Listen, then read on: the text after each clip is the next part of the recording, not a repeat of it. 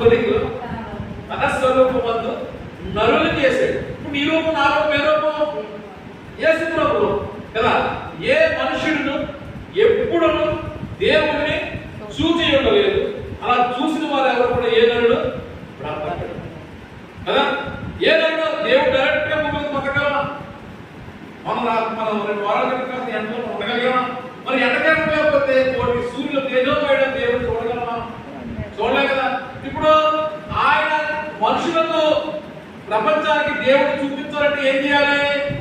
తన పోలికను తన స్వరూపంలో నరుడు పెట్టి నరుడిలో నేను కనపడాలని ఆయన పోలిక పాటించాడు. దేవుడి స్తోత్రం. ఇప్పుడు ఆయన పోలికలో మనము ఆయన చూపించాలి. అదే ఆయన ఉద్దేశం. అంతే కదా. నా మహిమ కొరకు నేను మిమ్మల్ని నిర్మించుకొని నా ఇమేజ్ అంతా మీకు ఇచ్చాను.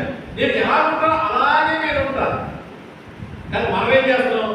ఆ గురువులో తప్పిపోయి, ఆ లక్ష్యంలో తప్పిపోయి కదా. ఆయన చూపించాలని గురువు మనకి, అది ఆ గురువు మనం పంపిస్తే ఆ గురువులో తప్పిపోయి ఆ స్వరూపాన్ని, ఆ